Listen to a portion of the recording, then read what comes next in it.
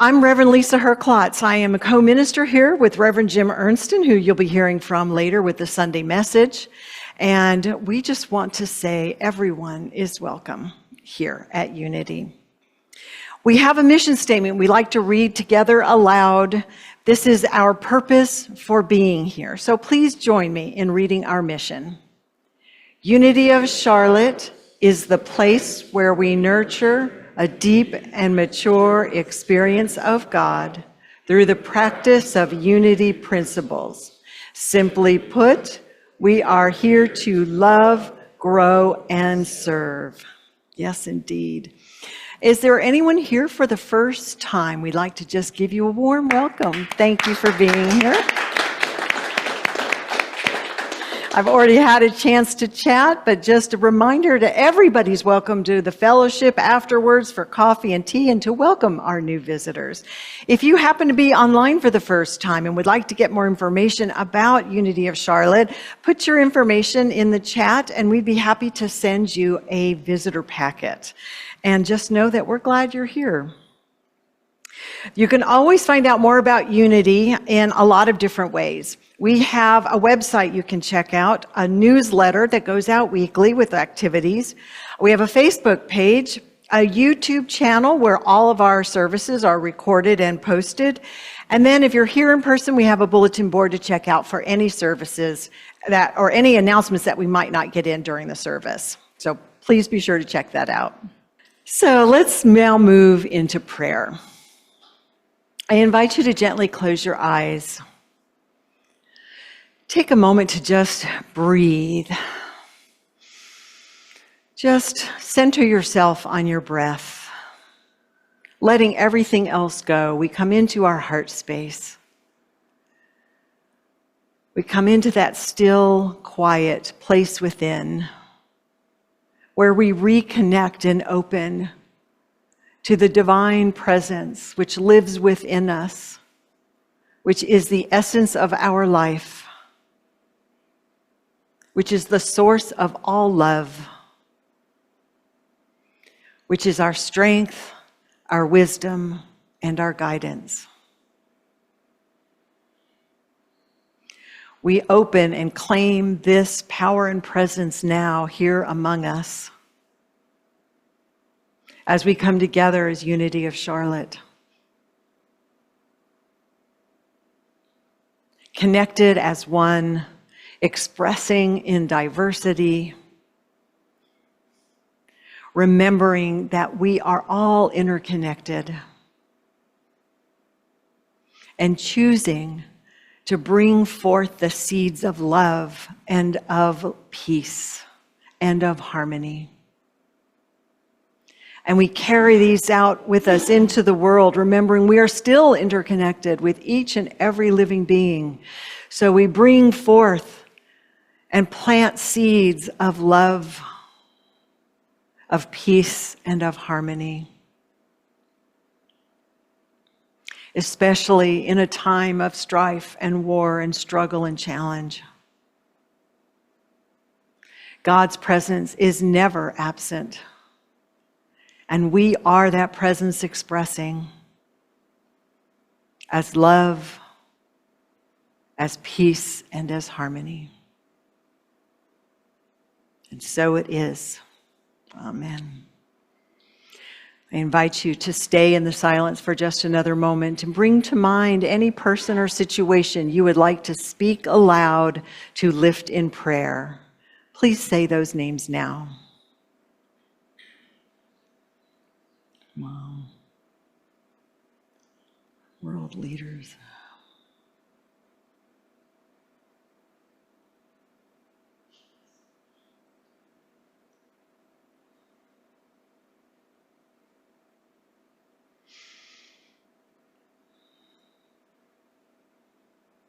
We now affirm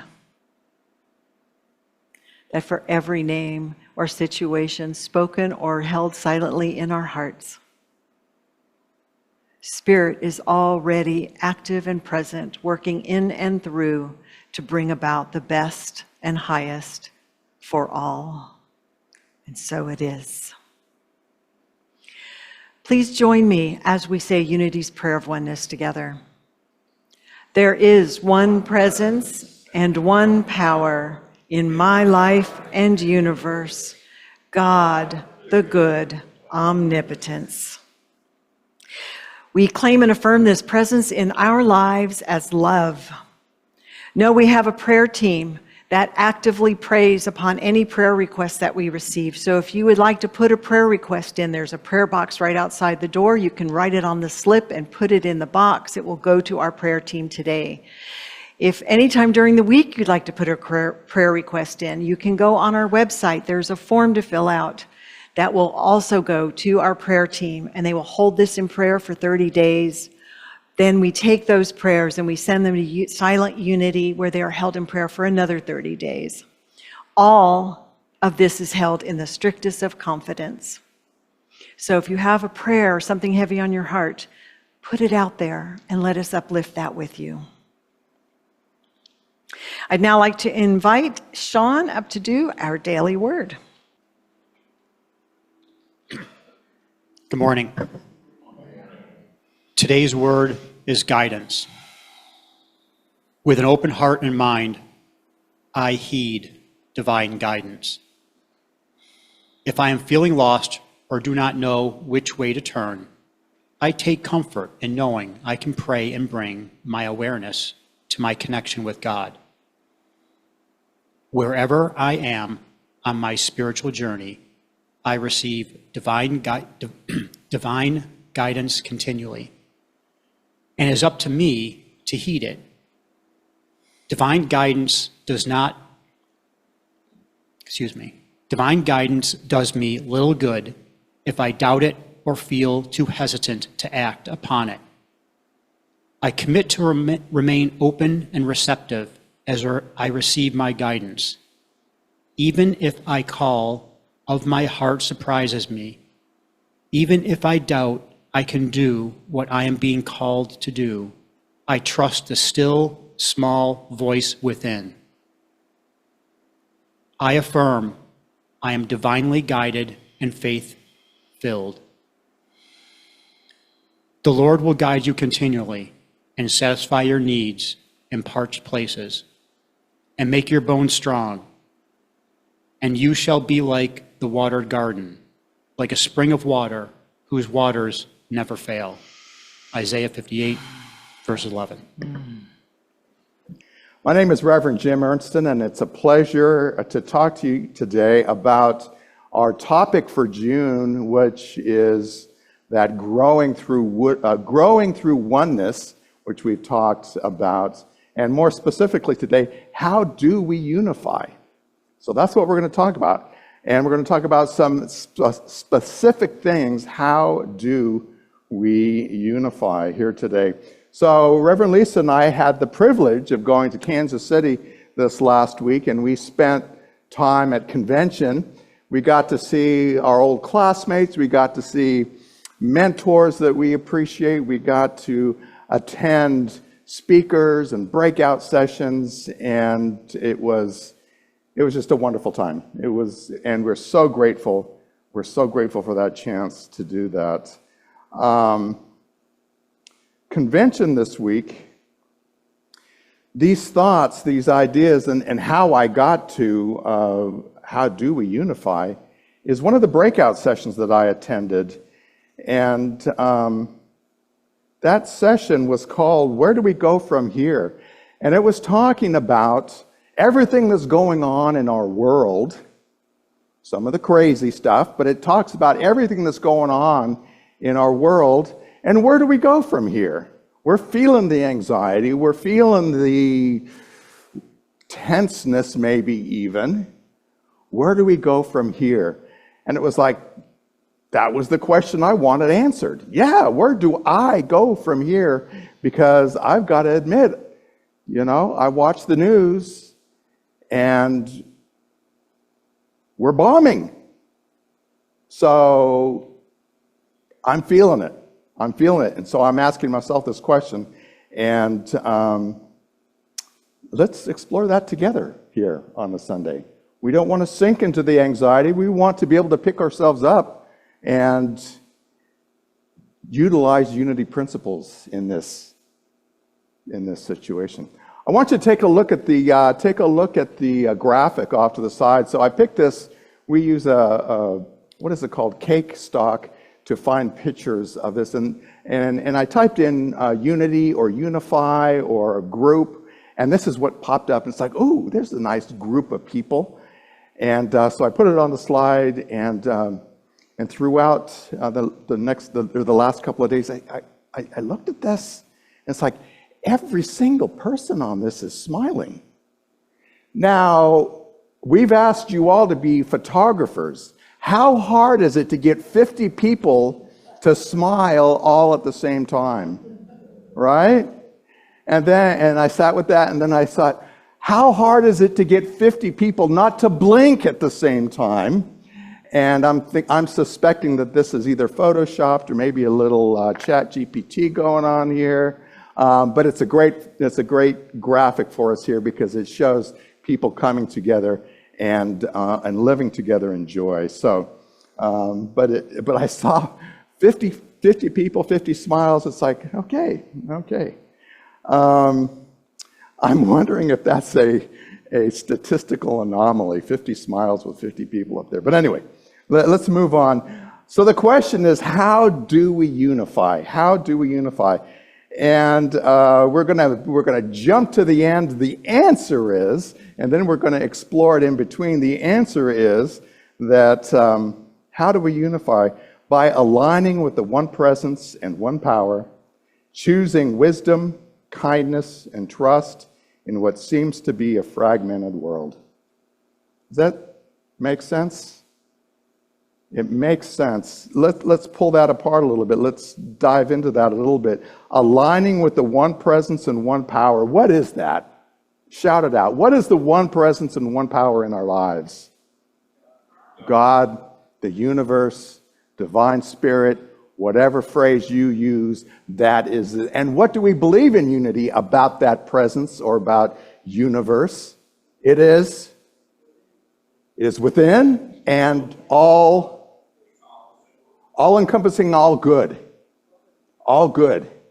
Correct? So that's that first line. We, in our daily lives, are choosing wisdom, kindness, and trust, moving to the next line, to overcome what seems like a fragmented world. And I use the term what seems like because we've got a little challenge with this sentence here, because we're saying the universe and our lives within it is all good, and yet we see some things that don't quite balance with that. We experience things in our lives that don't always seem good, right? This universe is a complete creation by a God that is good, by a divine spirit that is nothing but good. And that's our first unity basic principle. But when we experience a fragmented world, what is that?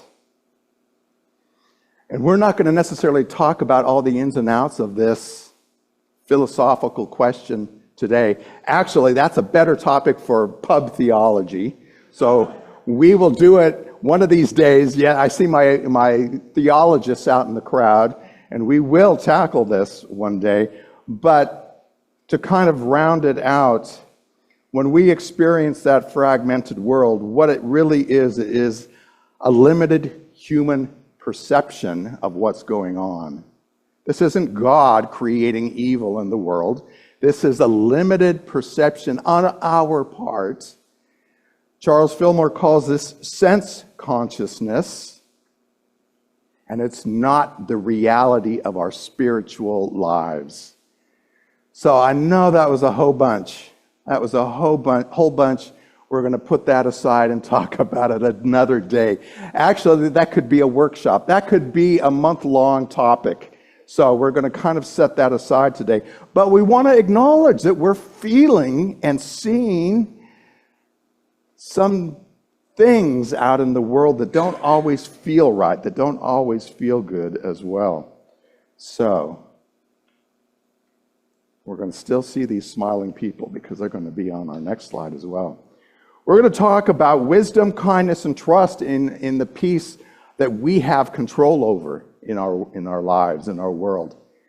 Wisdom, kindness, and trust. And I sat with this and I wondered, how do we want to jump into this? Well, we're going to jump in with both feet, but how do we want to jump into this topic? Do we just simply talk about wisdom, or do we talk about what we're overcoming with these topics of wisdom, kindness? And I struggled with this a little bit because, at least I don't, I'm not talking about all Unity ministers here, but I don't believe that we live in a universe of dualism.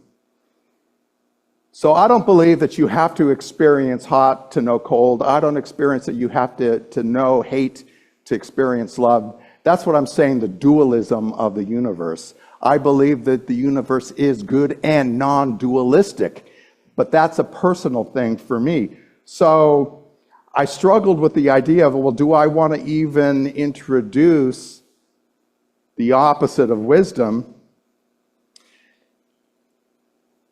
And I came up with, yeah, let's go ahead and do it. Let's go ahead and do it anyway. So we're going to talk about wisdom over rhetoric. Wisdom over rhetoric in this instance. And what I'd like us to do is I'd like us to look at that left side of that as the divine with which we are. We are divine. Again, another topic, another day. But the left is the divine statement. The right is maybe the human statement of what we might see in the world, depending on our perception, depending on our sense consciousness. So what we want to get to is that divine section of it. We want to get to wisdom over rhetoric. But what does that mean? Let's look at a Bible, book of James. I wish for all of you that you could have a book of the Bible named after you as well, because I feel really good about that. James. I feel like I was blessed. Anyway, I thank my mom for that. The wisdom from above is first pure. The wisdom, get that, the wisdom, and this is the wisdom we have access to.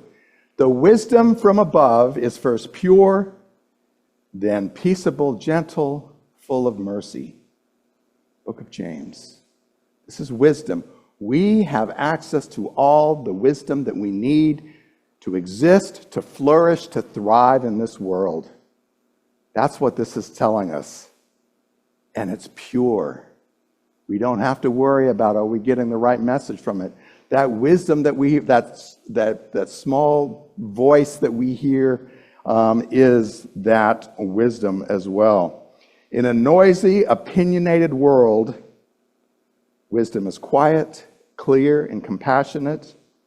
It doesn't have to prove or shout or be heard. It simply needs to shine. Simply needs to shine from within.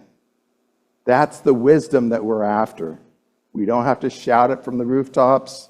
We share it with our family, with our friends. I don't have to put out a full-page ad in the New York Times, though, to tell everybody of the wisdom that I have access to as well. It needs to shine.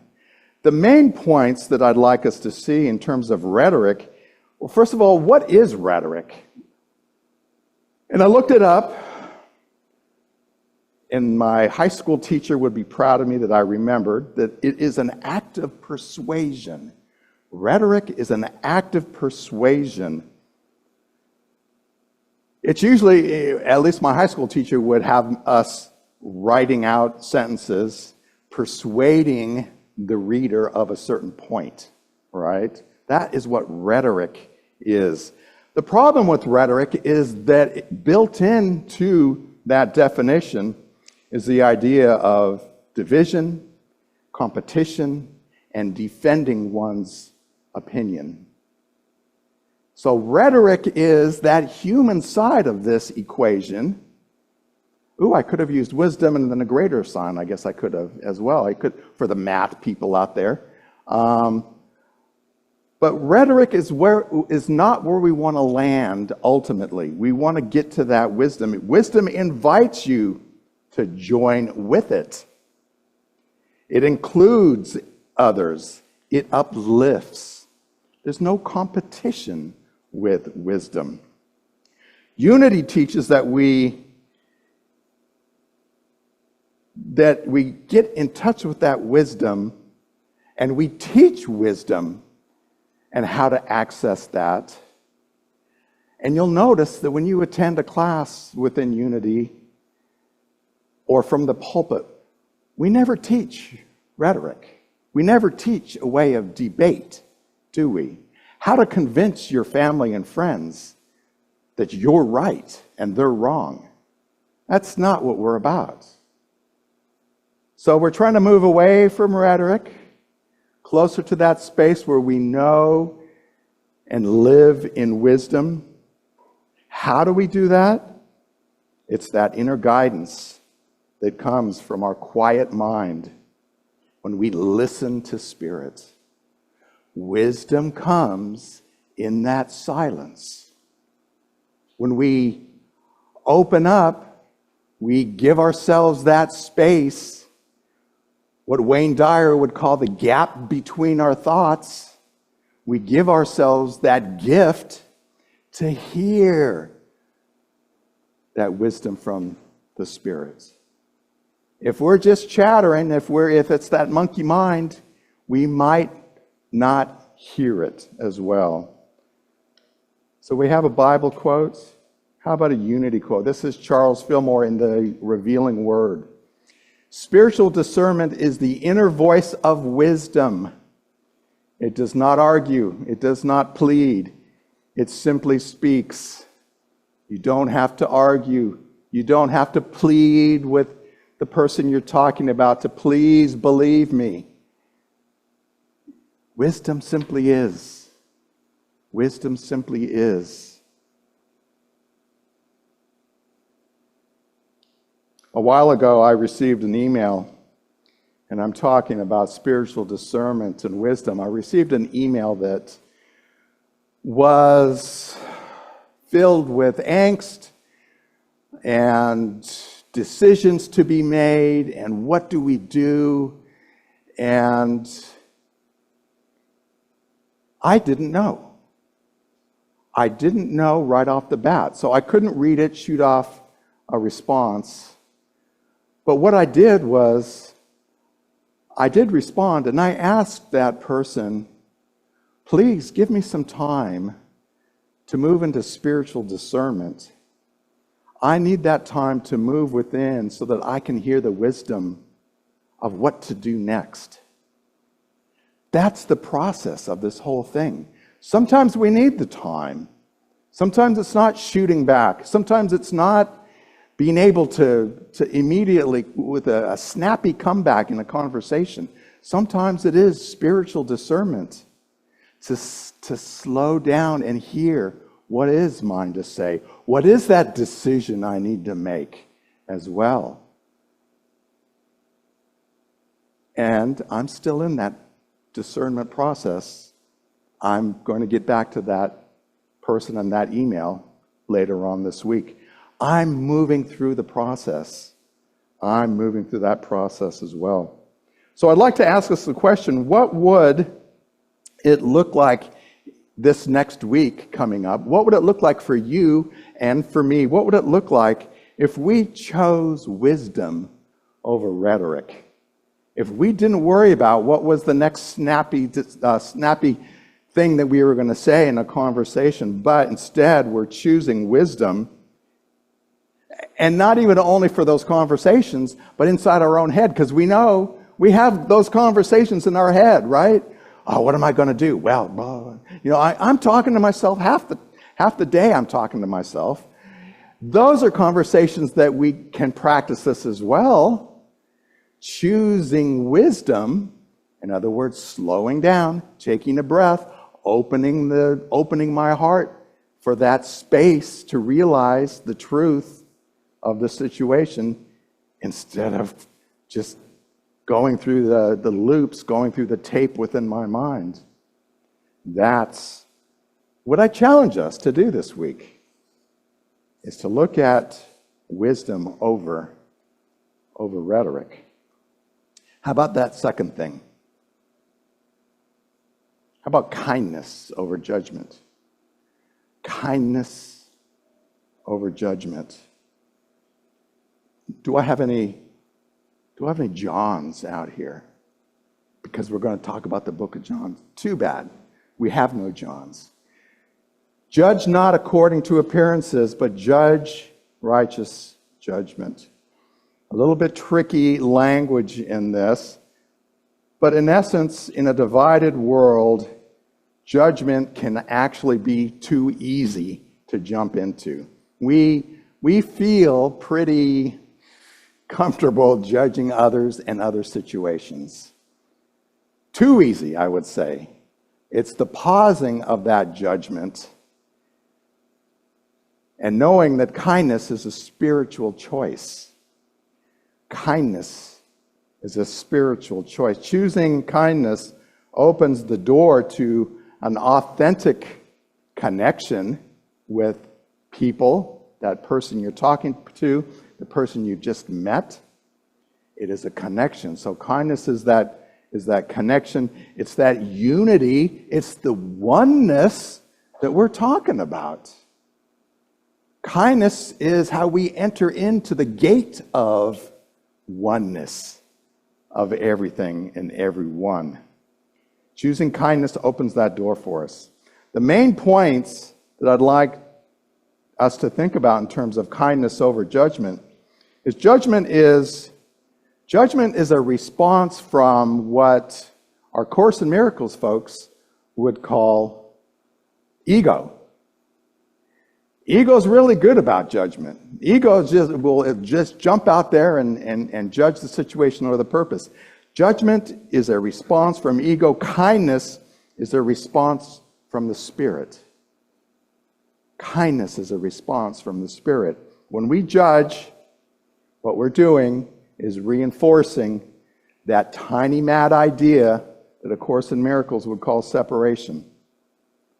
We're judging another as outside of ourselves, when actually we are one. When we show kindness and compassion, we're affirming that oneness. And I'd like us to move into the space where we can honestly feel and know that kindness is not a weakness. Being kind is not being subservient. Being kind is actually a spiritual strength in action. It's part of the action of that fifth unity principle of ours. We got to do something. We know the truth of the situation. We have to do it. And kindness is one of those things that we can put feet on. We can do it. We can act that way. We can interact that way. It's a spiritual strength in action. Our unity quote: when we behold the Christ in others, we see them not as they appear, but as they truly are, whole, worthy, and divine. Of course, that's Myrtle Fillmore, co-founder of the Unity movement about 100 years ago. Whole, worthy, and divine. Do you know that you're worthy? First of all, we got to know these things ourselves before we can see them in others, because this is what it's saying. We want to behold the Christ. We want to behold the divine nature in everyone that we pass in this world, that we see in this world. But do you see that you are whole, worthy, and divine? First, in your heart. That's where we start, is in that realization. And then we extend it to others. We extend it to the world, to the universe. as well. Myrtle Fillmore. Where would we be without Myrtle Fillmore? So, when we have a choice in anything this week, when we have a choice, ask yourself, is this from kindness? Actively choose kindness in whatever choice you have. Always choose kindness. What was that third thing that we want to talk about? That was a pop quiz, absolutely. Trust, and then the human side of that equation. Trust is the divine side. Overwhelm. Why did I pick the word overwhelm? Why do you think I picked, shout it out? Why did I pick overwhelm? Because that's what I feel. I'm the one standing up here. Right? So I speak to those things that I feel, and I hope that some of you can identify with that as well. I hope that you can identify with, because when I read in the news yesterday that we're bombing, I cried. When do we learn that war is never the answer? Never. And in those tears, there's a feeling of overwhelm. I can't change that. What is it that I can do? And for a moment, I sink down into a bit of despair. That's the human side of things. And I just admit that I'm there. I want to get to that place where I trust that all will be there. I want to get to that point where I trust that there's a God that is good, that has an answer for this situation. That's where I want to be. I want to see us moving through that. It brings me out of overwhelm mode. So that's why I say trust over overwhelm. Does anybody know my favorite? I've mentioned it a couple times over the years. What is my favorite? Again, today's all about me, right? What is my favorite scripture in the Bible? Old Testament, Hebrew scriptures? No, not ringing the bell? Okay, be still and know that I am God. This is from Psalms. I've got it on the board. I've got it on my wall up in the office. Be still and know that I am God. This is the moving within. This is the being quiet. This is the opening my heart. Knowing that I am God, it's seeing God and all the possibilities, those infinite possibilities in the universe that I have access to. But I got to get still first. That's what the psalmist is telling me here. I can abbreviate that, and I don't think I lose anything with that. 4 words. I invite you to memorize these 4 words. Be still and know. Isn't that kind of the same thing? Be still. In other words, go within. Get in touch. Quiet the mind. And I will know what's the next thing to do. I will know the wisdom that I have access to. I will know the next piece of kindness that I show my fellow human. Be still and know. It is an invitation to move within, to become aware of the spiritual truth.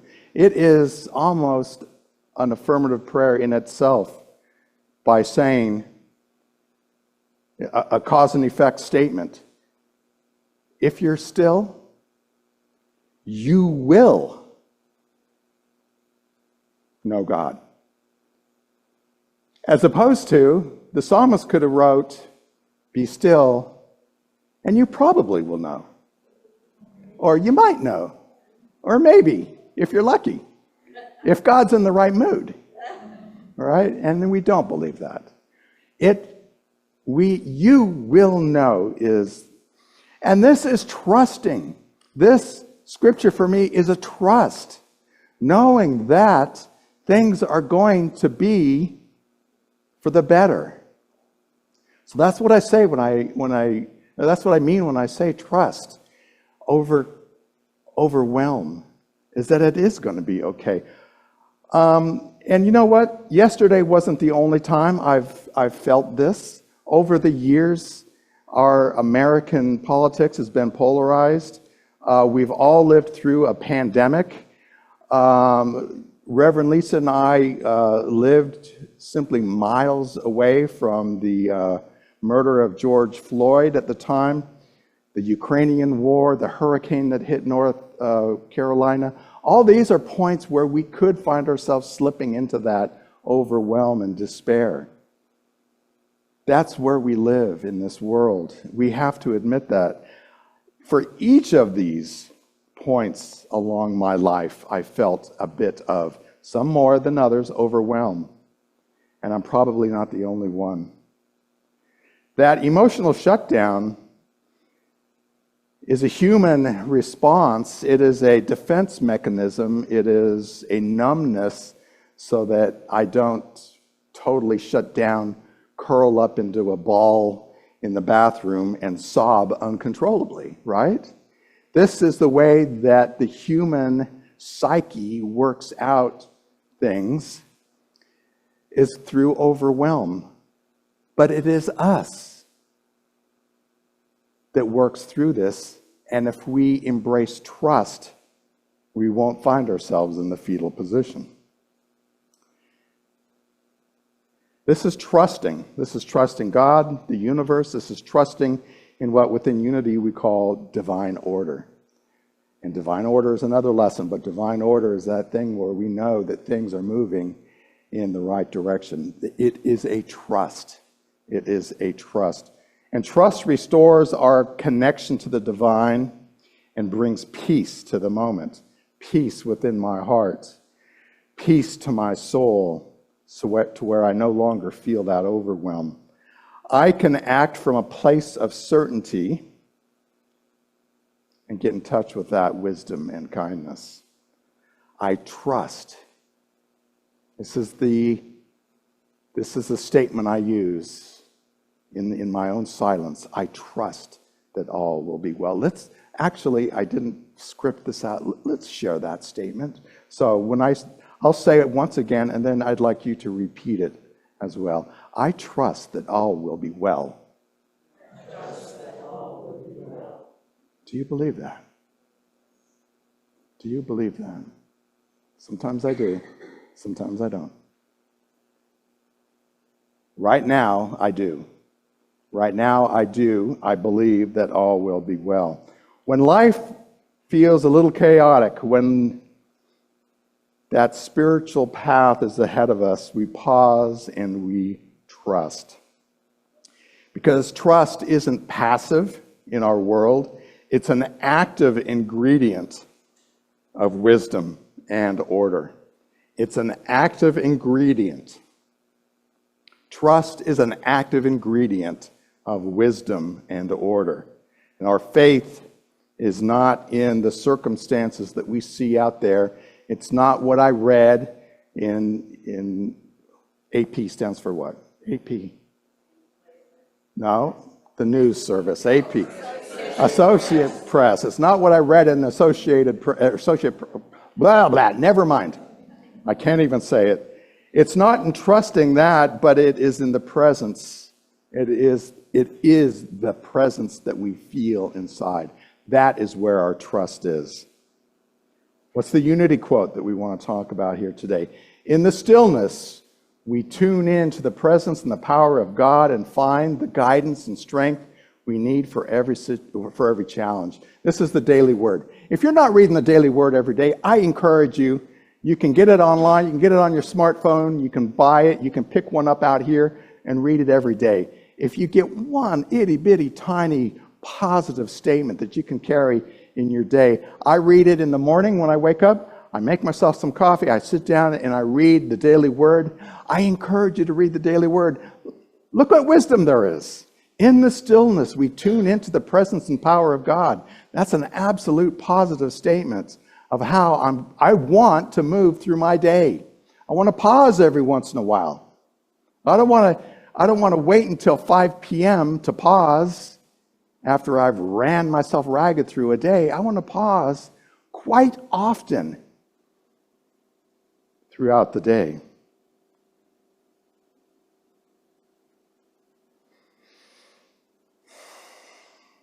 So here's our suggestion for a practice.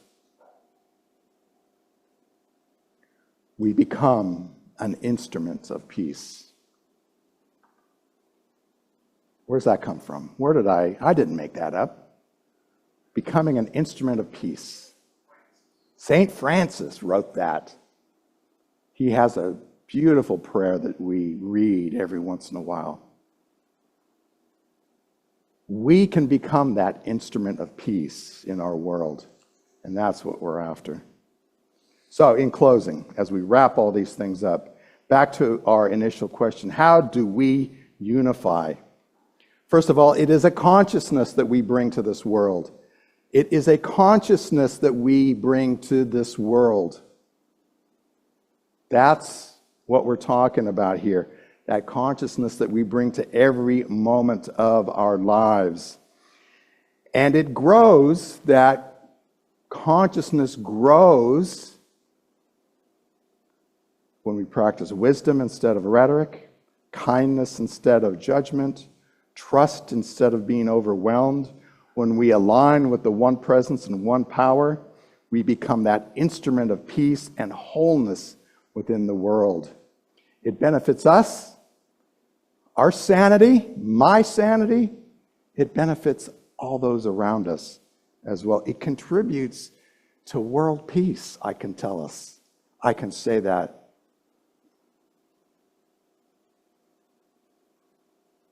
So we talk, and I was reminded in convention also, many times our unity blessing. We can use that unity blessing through our day as well. I'm going to say bits and pieces. I'd like you to mirror that back to me. This is the unity blessing for a person or a situation. You might even put your hands up and bless that person. I love you. I bless you. I appreciate you. I behold the divine in you. Wow, I just got 40 blessings. I feel so lucky. I feel so lucky. And then sometimes it's namaste. Let's move into a meditation. I invite you to wiggle around, find a space, find a place for your hands to rest. Close your eyes if that feels comfortable, and breathe.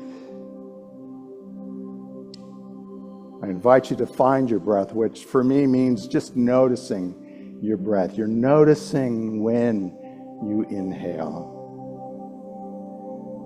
You notice and you feel when you exhale. You focus on that.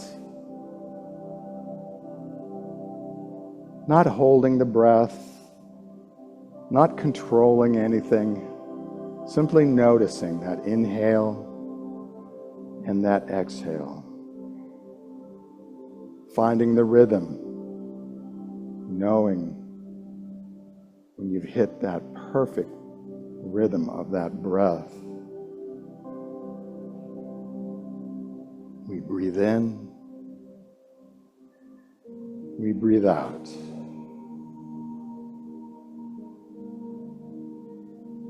And hearing my voice as we move through this time, I invite you to use those words that I speak, maybe as your own as well. I trust.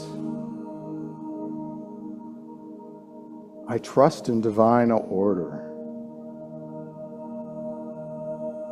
I trust that everything will be okay.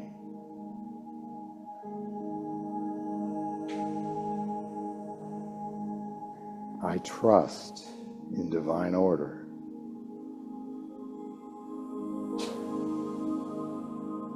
I know deep down that overwhelm has no power over me. I let it go. I move back to trust. I open my heart.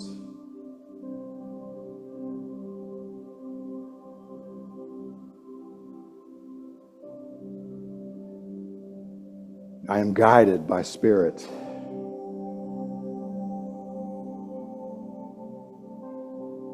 I find that silence.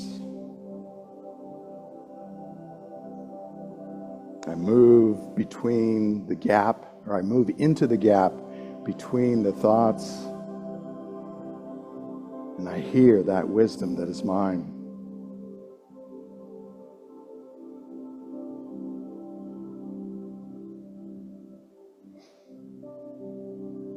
I believe in wisdom.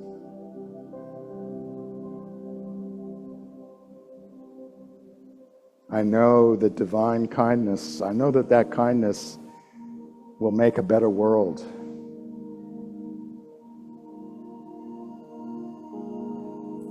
I trust this is all true.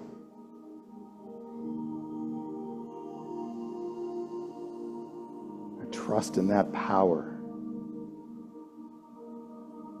I am assured.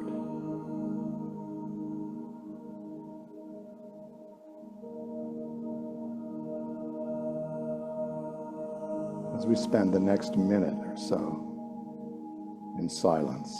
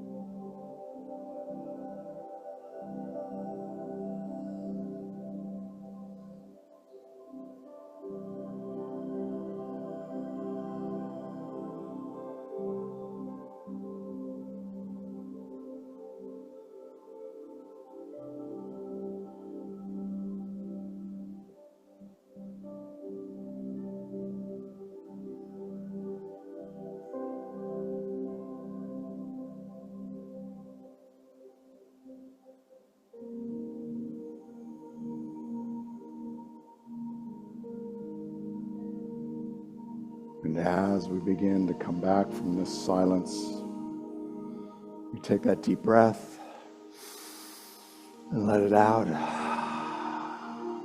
Bring our awareness back into this room, opening our eyes when that feels comfortable, and just being gentle with ourselves.